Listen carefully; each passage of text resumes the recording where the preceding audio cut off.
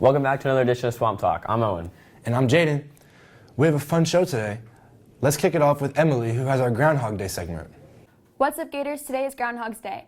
Both Canada and the United States celebrate Groundhogs Day. The first official Groundhog Day celebration took place on February 2nd, 1887 in Punxsutawney, Pennsylvania.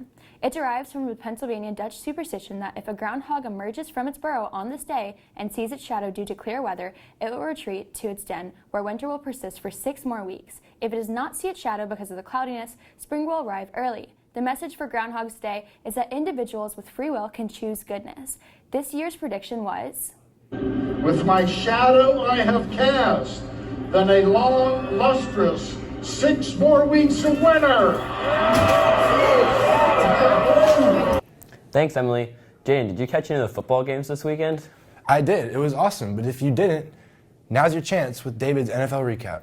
On Gators, it's David. Welcome to the NFL recap. We're going to be talking about the AFC Championship game and the NFC Championship game and who won and who you're going to see in the Super Bowl. First, we're going to talk about the AFC Championship game where you had the Cincinnati Bengals versus the Kansas City Chiefs.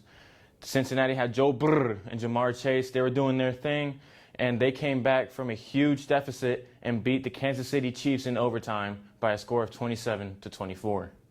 Later on Sunday, we had the NFC Championship game where we had the San Francisco 49ers taking on the Los Angeles Rams. The 49ers had a big lead going into halftime and scoring another touchdown with George Kittle.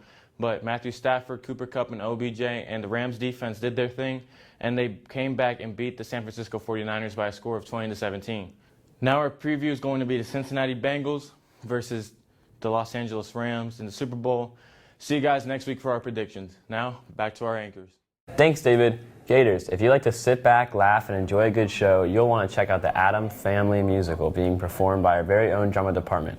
Performances are coming up and will be at the Wesley Chapel Center for the Arts February 10th through the 12th. Tickets for the show are $15 and are available on Acorn, or you can email Mrs. Hides. You won't want to miss this. Seniors, Grad Bash tickets are now on sale. You can pay the $50 deposit now, and total cost is $140. Spots are going fast, so put in your deposit ASAP. That time is near. Students will have to start picking their classes for next year. Let's go to Nicole, who has some more info. I really need to pick some classes today. Yeah, we should probably go talk to guidance about it. Okay, let's go.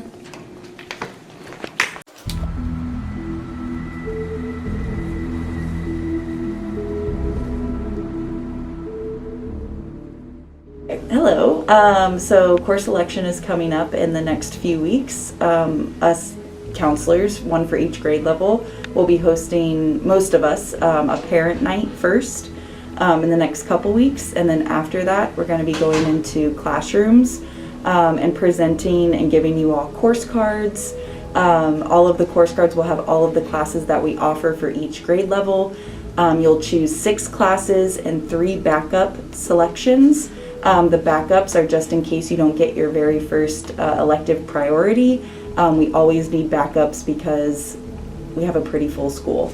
So after that, you'll choose your 6 classes. We'll do the whole presentation. You will have time to change your selection, but we do need that handout the day of the presentation. You'll have a couple weeks to make your changes, and then we enter it into the system, and then it's locked. And then come next year for the beginning of the school year, you'll get your schedule posted on My Student, and then that will be your schedule. Thanks, Nicole. February is Black History Month. The Hariah Club has a special segment for us.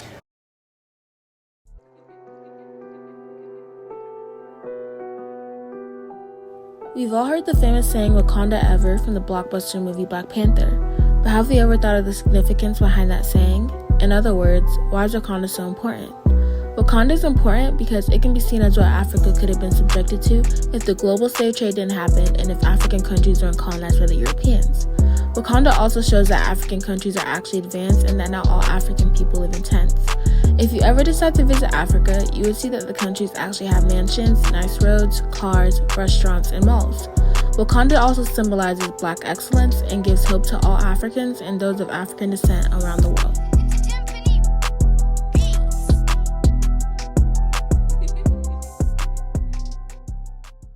Thanks, guys. Well, that's all for today, Gators. Tune in Friday for another edition of Swamp Talk.